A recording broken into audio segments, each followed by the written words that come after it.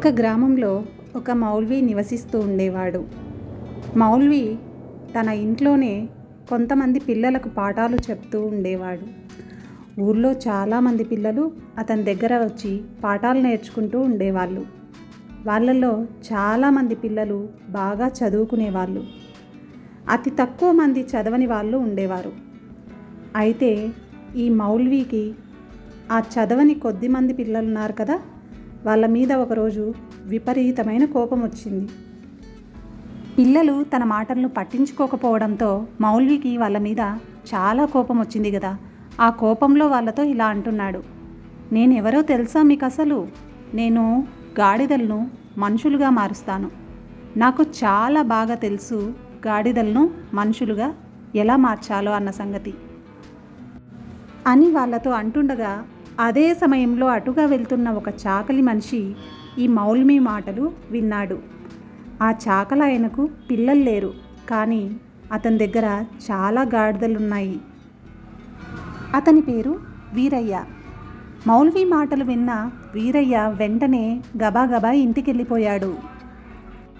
అతని భార్య దగ్గరికి వెళ్ళి, నీకు ఈ విషయం తెలుసా అని చాలా ఆనందంతో చెప్పబోయాడు. అంతలో అతని భార్య, మీరు చెప్పకుండానే నాకెలా తెలుస్తుందండి అంది. మౌల్వి గాడిదలను మనుషులుగా చేస్తాడట, నిజం, నేను నా చెవులారా విన్నాను అన్నాడు. ఎంత అద్భుతం అంది ఆమె ఒకంత ఆశ్చర్యంతో ఆనందంతో కళ్ళు పెద్దవి చేస్తూ.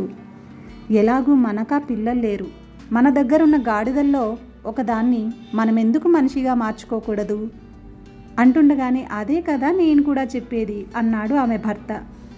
అందుకే మౌల్వి మాటలు వినగానే నేను పరిగెత్తుకుంటూ ఇంటికొచ్చాను. మనం మన దగ్గరున్న అన్నింటిలోకి మంచి చురుకైన మోతీ అనే గాడిదను మౌల్వి దగ్గరికి తీసుకెళ్ళి మనిషిగా మార్చమని అడుగుదాం అన్నాడు. సరే అని చెప్పి దానికోసం వీరయ్య మరుసటి రోజు ఉదయాన్నే మౌల్వి దగ్గరికి వెళ్ళి, నమస్కారం మౌల్వి సాహెబ్ గారు, నాకు కొడుకులు లేరు, కానీ నా దగ్గర చాలా గాడిదలున్నాయి. మీరు నా దగ్గరున్న మంచి గాడిదను మనిషిగా మారుస్తారా? అలా చేస్తే మీరు నాకు నా భార్యకు చాలా మేలు చేసిన వారవుతారు అన్నాడు. మౌల్వి సాహెబ్ వెంటనే, ఏం మాట్లాడుతున్నావు నువ్వు? గాడిదను ఎక్కడైనా మనిషిగా మారుస్తారా అన్నాడు. మీరు అలా అనకండి మౌల్వి సాహెబ్, మీరు నన్ను ఇక్కడి నుంచి పంపేయాలని అలా మాట్లాడుతున్నారు, కానీ నేను మీరు పిల్లలతో చెప్పిందంతా నిన్న పక్కనే ఉండి విన్నాను. నాకు తెలుసు మీరు ఖచ్చితంగా గాడిదను మనిషిగా చేయగలుగుతారు. దయచేసి నాకు సాయం చేయండి, ఈ జన్మలో మీ మేలు మరవనంటూ ప్రాధేయపడ్డాడు. అది కుదరదని ఎన్నిసార్లు ఎన్ని విధాలుగా చెప్పడానికి ప్రయత్నించినా ఆ వీరయ్య మౌల్వి మాటలు అస్సలు వినిపించుకోవడమే లేదు. అతని అభిప్రాయాన్ని మార్చుకోవడం లేదు. ఎంత చెప్పినా వినిపించుకోకపోవడంతో ఆ మౌల్వి అతన్ని, సరే నేను గాడిదను మంచిగా చేస్తాను అని ఒప్పుకున్నాడు.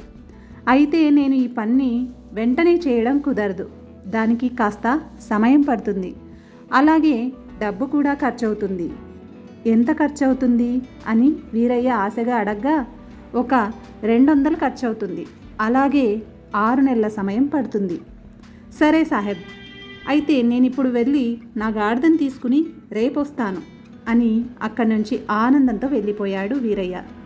వీరయ్య వెంటనే ఇంటికెళ్ళి తన భార్యతో, మౌల్వి సాహెబ్ మొదట్లో ఒప్పుకోలేదు, కానీ చివరకు ఎలాగోలా ఆయన్ని ఒప్పించాను అని చెప్పి చాలా సంబరపడిపోయాడు. ఏదైతేనేం చిట్ట చివరకు మన కల నెరవేరబోతుంది, మనకు కొడుకు రాబోతున్నాడు అని చెప్పి అతని భార్య కూడా ఎంతో సంతోషించింది. వాళ్ళు దాచుకున్న డబ్బుల్లోంచి 200 రూపాయలు దీనికోసం ఖర్చు పెడదామనుకున్నారు. అలాగే ఈ అద్భుతమైన విషయాన్ని వేరే వాళ్ళెవరితో పంచుకోవడానికి వాళ్ళు ఇష్టపడలేదు. అందుకే ఎవ్వరికీ ఈ విషయం చెప్పలేదు.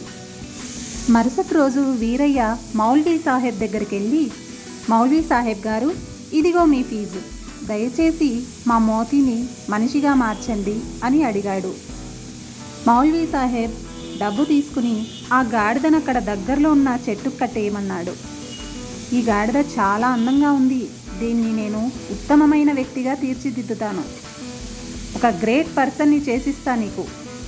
ఇప్పుడు నువ్వు వెళ్ళొచ్చు, వెళ్ళి 6 నెలల తర్వాత తిరిగి రా అని అక్కడి నుంచి అతన్ని పంపేశాడు. అతను వెళ్ళిపోయిన తర్వాత అతని దగ్గరున్న ఒక విద్యార్థిని పిలిచి ఆ గాడిదను దగ్గరలో ఉన్న అడవిలో వదిలిపెట్టి రమ్మని చెప్పాడు. 6 నెలల సమయం గడిచిపోయింది.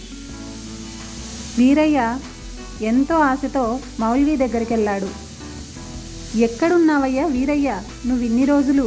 నీ గాడిద ఒక ఉన్నతమైన వ్యక్తిగా మారిపోయింది. అతనిప్పుడు వారణాసిలో జడ్జిగా ఉన్నాడు. అక్కడికి వెళ్తే నువ్వు అతన్ని చూడొచ్చు అన్నాడు మౌల్వి. అతడు నన్ను గుర్తుపడతాడా అని ఆశగా అడిగాడు వీరయ్య. ఓ, చాలా బాగా.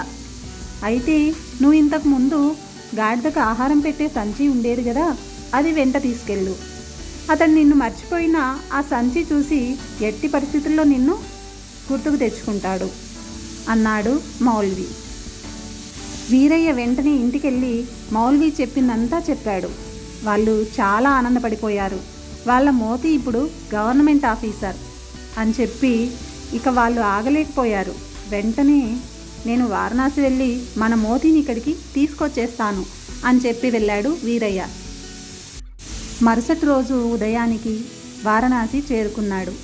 అక్కడికి వెళ్ళేసరికి జడ్జి కోర్టులో ఉన్నాడు.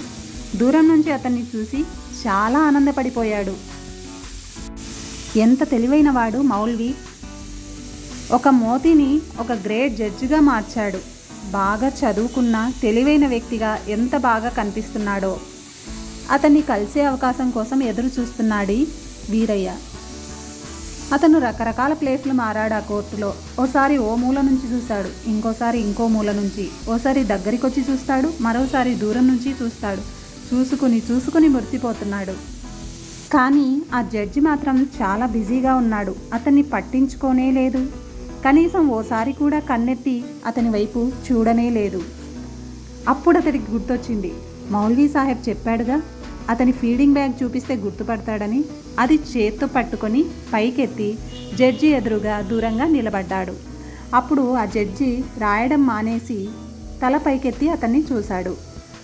వీరయ్య ఏం చేస్తున్నాడో జడ్జికి అర్థం కాక ఒక మనిషిని అతని దగ్గరికి పంపించి తన దగ్గరకు పిలిపించాడు. వీరయ్య చాలా ఆనందపడ్డాడు. ఆఖరికి నన్ను గుర్తుపట్టాడు, బుద్ధి లేని విధవ అంటూ జడ్జి దగ్గరికి వెళ్ళాడు.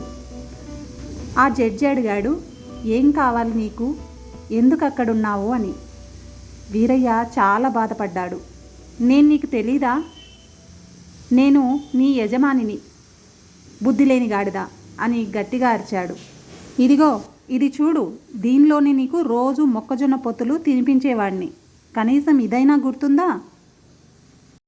మౌల్వి నిన్ను మనిషిని చేయగానే నువ్వు గతాన్ని మర్చిపోయావు. రామోతి, మనం మన ఇంటికి వెళ్దాం. నా భార్య అక్కడ మన కోసం 1000 కళ్ళతో ఎదురు చూస్తూ ఉంటుంది అన్నాడు.